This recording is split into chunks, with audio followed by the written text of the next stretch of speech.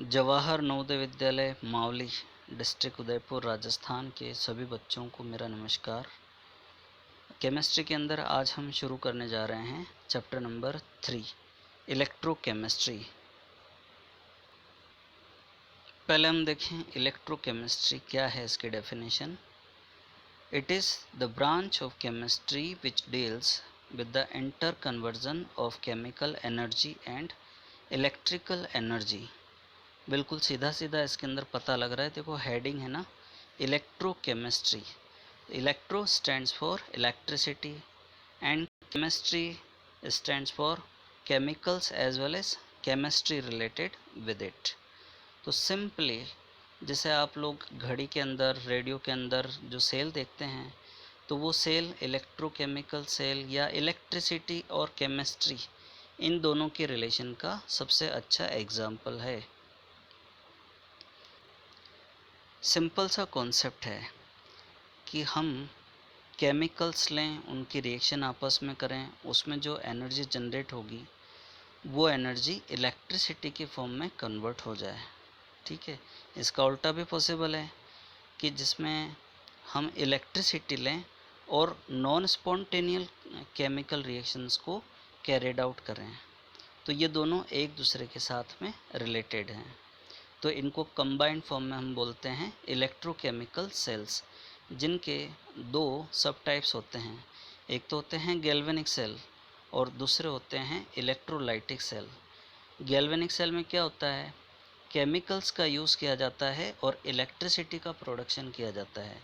जबकि electrolytic cell के अंदर क्या होता है, इलेक्ट्रिसिटी का यूज़ करके इलेक्ट्रोलाइसिस प्रोसेस कैरिड आउट करते हैं, मतलब जो नॉन स्पॉन्टेनियल केमिकल रिएक्शंस हैं उनको कैरिड आउट किया जाता है। फिर हम देखते हैं electrochemical cells. It is a device which produce electric current by means of spontaneous redox reaction. It is also called galvanic cells और वोल्टाइक सेल्स और electrochemical cell. It consist of 2 half cells with 1 electrode each. आप लोगों को याद आ रहा होगा, last year हम लोगों ने पढ़ा था रेडॉक्स रिएक्शन, उसके अंदर भी हमने इस तरह के सेल्स के बारे में पढ़ा था। तो बस उन्हीं की डिटेल स्टडी हम इस चैप्टर के अंदर करेंगे। Oxidation takes place at anode, ये भी हम लोगों ने पढ़ा था। एनोड पर हमेशा ऑक्सीडेशन होगा, इस प्रोसेस को माइंड में रखना। इलेक्ट्रोड विथ नेगेटिव चार्ज, देखो यहाँ पर ये नेगेटिव चार्ज लिखा हुआ है। आप लोगों ने कभी कभी पढ़ा होगा एनोड पे तो पॉजिटिव चार्ज आता है। एक बात माइंड में रखना, एनोड पर नेगेटिव आएगा या डिपेंड करेगा, या पॉजिटिव आएगा ये डिपेंड करेगा कि हम सेल कौन सा ले रहे हैं, है ना। तो इसके बारे में और डिटेल हम आगे देखेंगे, लेकिन इस कॉन्सेप्ट को माइंड में रखना कि एनोड पर हमेशा ऑक्सीडेशन होगा। ठीक है, तो electrode with negative charge, reduction takes place at cathode. तो बस इसमें भी यही बात ध्यान में रखनी है कि कैथोड पे हमेशा रिडक्शन होगा, चाहे वो किसी भी तरह का सेल हो, चाहे वो गैल्वेनिक सेल हो या फिर वो इलेक्ट्रोलाइटिक सेल हो। तो इसमें रिडक्शन में हम देखते हैं इलेक्ट्रोड विथ पॉजिटिव चार्ज, है ना। फिर हम देखते हैं कंस्ट्रक्शन ऑफ इलेक्ट्रोकेमिकल सेल कैसे बनाया जाता है। It consist of 2 half cells, oxidation and reduction half. देखो आप लोग माइंड में रखना, लास्ट ईयर रेडॉक्स रिएक्शन हमने पढ़ा था ना, उसके अंदर डेनियल सेल के बारे में स्टडी की थी, जिसमें जिंक और कॉपर वाला सेल था। आप लोग थोड़ा सा रिकॉल करोगे तो याद आ जाएगा।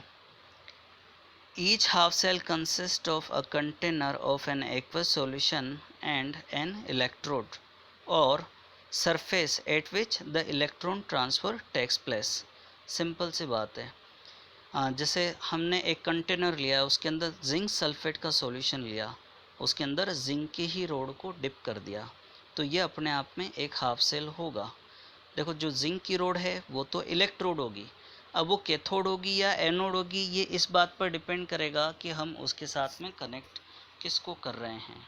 ठीक है, अगर हम कॉपर के हाफ सेल के साथ में कनेक्ट कर रहे हैं तो ऑब्वियसली यहाँ पर ये इलेक्ट्रोड जो जिंक वाला है वो एनोड का काम करेगा। लेकिन अगर जिंक से ज़्यादा रिएक्टिविटी वाले किसी इलेक्ट्रोड के साथ में आप कंबाइन कर दोगे तो ये कैथोड का काम करेगा। ठीक है, फिर इसी तरह से देखो ये एक हाफ सेल हमने लिया, एग्जाम्पल जिंक सल्फेट के अंदर जिंक रॉड डिप की हुई है। इसी तरह का दूसरा हाफ सेल, जैसे एग्जाम्पल ले लो कॉपर वाला, जिसमें कॉपर सल्फेट का सॉल्यूशन लिया है कंटेनर में और उसमें कॉपर की रोड को डिप किया हुआ है, ये भी अपने आप में एक हाफ सेल होगा। ठीक है, फिर आगे देखो वायर कनेक्टिंग इलेक्ट्रोड्स, इन दोनों इलेक्ट्रोड्स को कनेक्ट करने के लिए wire, external circuit carriers electrons, ये जो वायर्स होंगे ये इलेक्ट्रॉन्स को कैरी करेंगे, है ना। Electrons flow from anode that is oxidised substance to cathode that is reduced substance. Zinc और कॉपर का एग्जाम्पल लोगे तो आपको ये चीज़ इजीली समझ में आ जाएगी। अब देखें हम हाफ सेल के बारे में। हाफ सेल क्या है? तो हाफ सेल रिएक्शंस, देखो सबसे पहले माइंड में रखना आप लोग, जो मैंने अभी आपको बताया था जिंक रोड को डिप किया हुआ है जिंक सल्फेट के सॉल्यूशन में, तो इसमें जो डायग्राम दिया हुआ है ना, इसमें जो लेफ्ट हैंड साइड का है वो हाफ सेल को आप कंसिडर कीजिए। ठीक है, इस पर जो रिएक्शन होगी वो क्या होगी? Anode oxidation half reaction. Zinc वाला इलेक्ट्रोड हमने लिया, तो ये जिंक क्या कर रहा है? जिंक आयन और इलेक्ट्रॉन्स के अंदर कन्वर्ट हो रहा है। अब इसमें यहाँ ध्यान दीजिए, ये जो आपको फिगर दिख रहा है ना, इस फिगर के अंदर लेफ़्ट साइड में जो जिंक वाला हिस्सा है, आप इस हाफ सेल को कंसिडर कीजिए।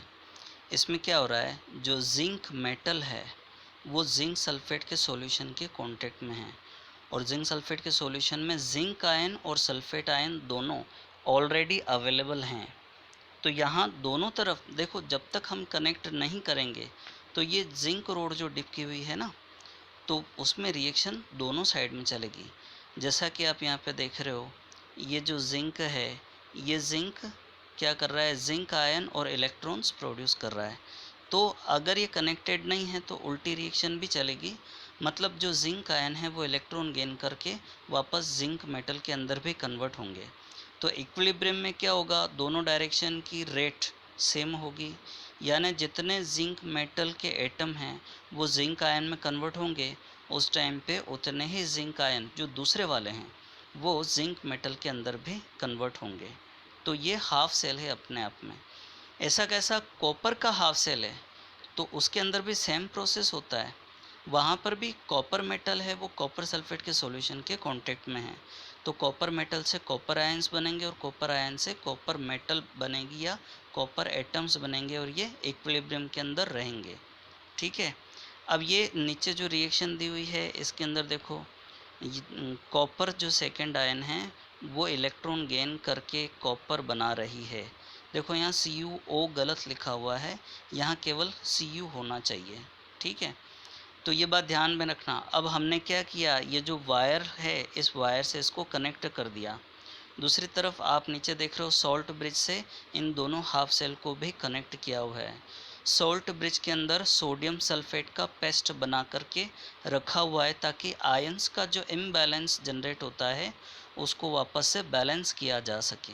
ठीक है, अब ये वायर से हमने जब इनको कनेक्ट किया दोनों इलेक्ट्रोड्स को, यानी जिंक और कॉपर को, तो आप इसके अंदर देख रहे हो कि इलेक्ट्रॉन्स का फ्लो लेफ़्ट से राइट की तरफ हो रहा है, मतलब जिंक वाले इलेक्ट्रोड की तरफ से कॉपर वाले इलेक्ट्रोड की तरफ हो रहा है।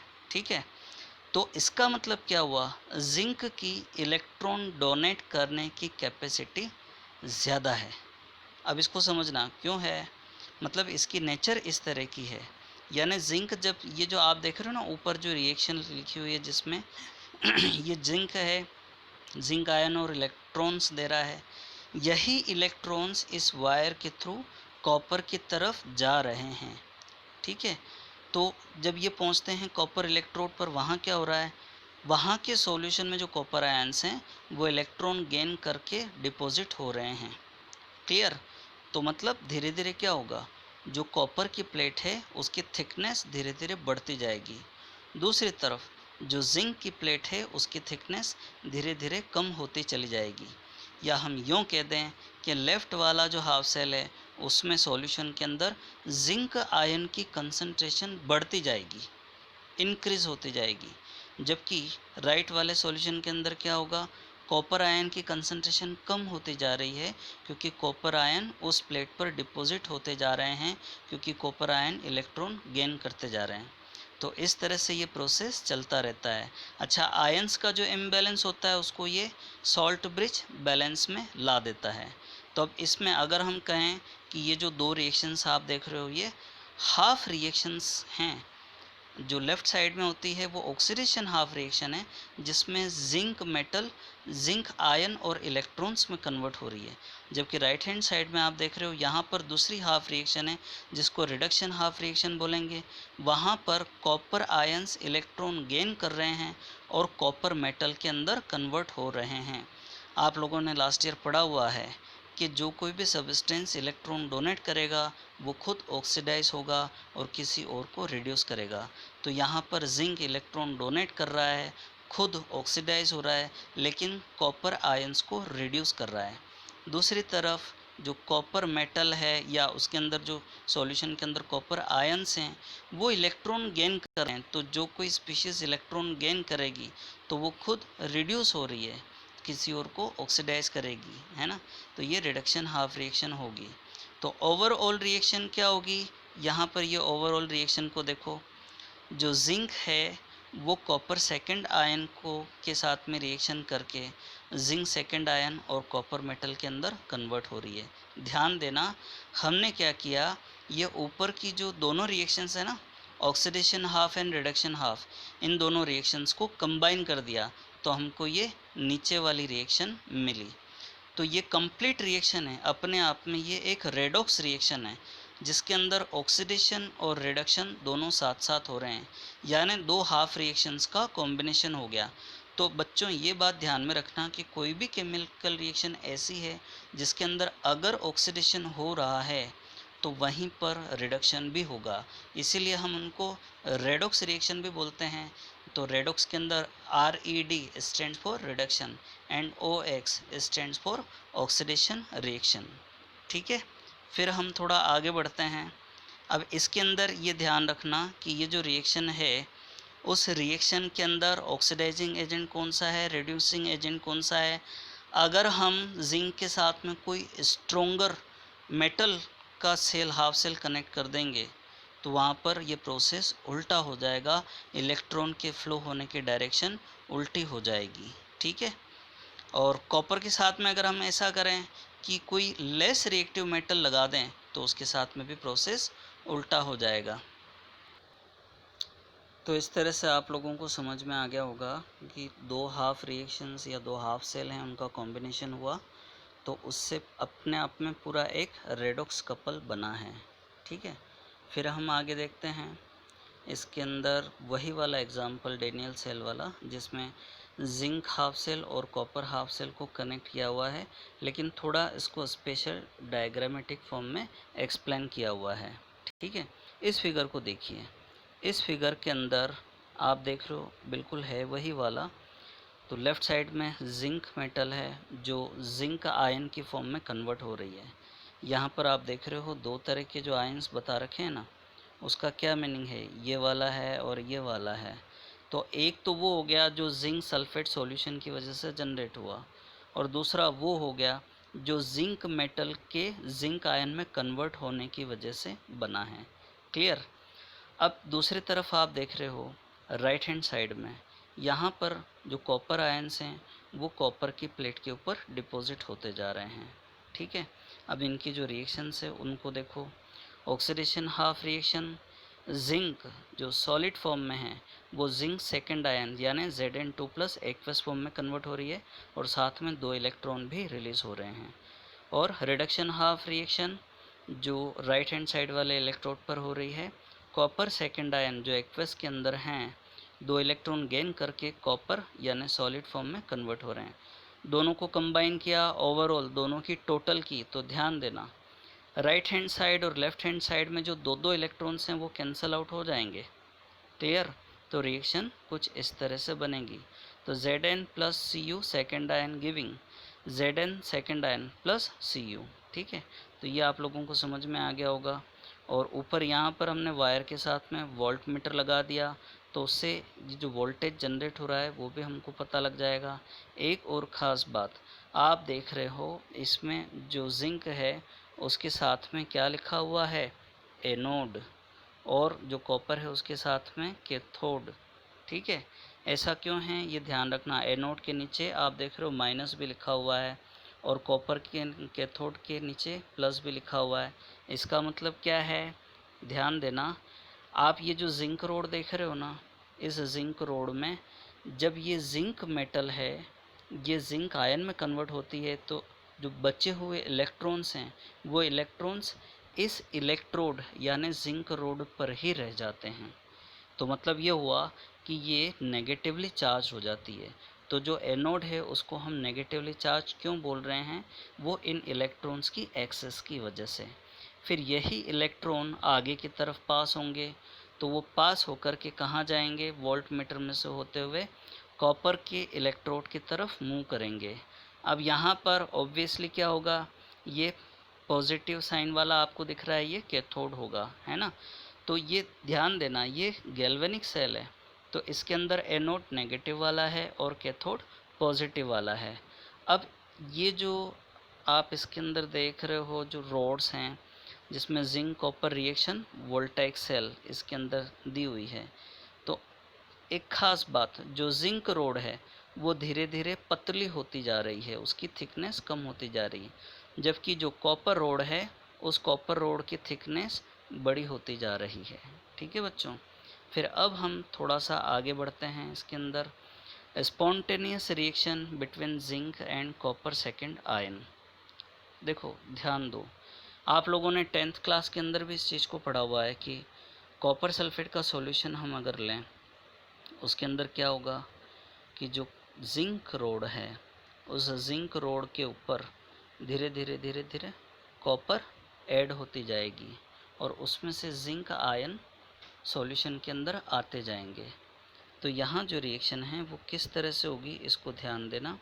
आप इसके अंदर देख रहे हो जो ग्रे कलर के पार्टिकल्स हैं वो जिंक के हैं, और जो रेडिश ब्राउन कलर के हैं वो कॉपर के हैं। तो ये जो जिंक है ये Zn2+ के अंदर कैसे कन्वर्ट हुआ, ध्यान देना।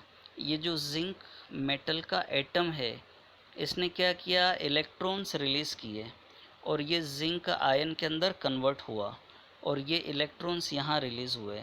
ये इलेक्ट्रॉन्स ने क्या किया, ये कॉपर आयन्स हैं इनके साथ में कंबाइन हुए, तो कंबाइन होकर के ये कॉपर मेटल के अंदर कन्वर्ट हो गए।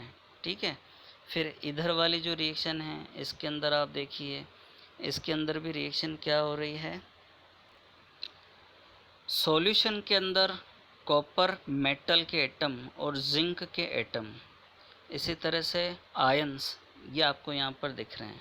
इसके अंदर ये वाले जो बड़ी साइज़ के ग्रे कलर के दिख रहे हैं ये जिंक के एटम्स हैं, और ये रेडिश कलर के दिख रहे हैं ये कॉपर वाले एटम्स हैं। दूसरी तरफ स्मॉलर साइज़ के ग्रे कलर के दिख रहे हैं ये क्या हैं, जिंक के आयंस। दूसरी तरफ आप ये जो रेडिश ब्राउन कलर के देख रहे हैं ये क्या हैं, ये कॉपर के आयंस हैं। ठीक है, फिर हम थोड़ा सा आगे बढ़ते हैं। ये इसको हम स्पॉन्टेनियस रिएक्शन बोल रहे हैं जो हमने 10th क्लास के अंदर पढ़ी थी। यहाँ रिएक्शन वही हो रही है जो Zn और प्लस कॉपर सेकेंड आयन की, जिसमें जिंक आयन और कॉपर बन रहे हैं, जो आप लोगों ने पहले देखी। हमने किया क्या है, यहाँ पर कॉपर सल्फेट के सॉल्यूशन में डायरेक्ट जिंक रोड को डिप कर दिया, जबकि इससे पहले जो आप लोगों ने देखा वहाँ पर बाकायदा सेल बना कर के सिस्टमेटिक ढंग से इलेक्ट्रॉन को पास किया है। तो उससे क्या हुआ, यहाँ पर जो एनर्जी है वो एनर्जी इलेक्ट्रिसिटी के अंदर कन्वर्ट हो रही है। जो स्पॉन्टेनियस रिएक्शन हो रही है ना, उसी की एनर्जी इलेक्ट्रिसिटी में कन्वर्ट हो रही है। अगर आप कोई गैजेट लगा दोगे तो वो गैजेट प्रॉपरली वर्क करेगा। लेकिन यहाँ पर क्या हो रहा है, एनर्जी का तो प्रोडक्शन हो रहा है, लेकिन वो एक तरह से वेस्टेज है जो किसी और फॉर्म के अंदर कन्वर्ट हो जाती है। ठीक है बच्चों, तो ये आज हम इतना ही रहने देते हैं, बाकी का हम नेक्स्ट क्लास के अंदर पढ़ेंगे। Thank you very much.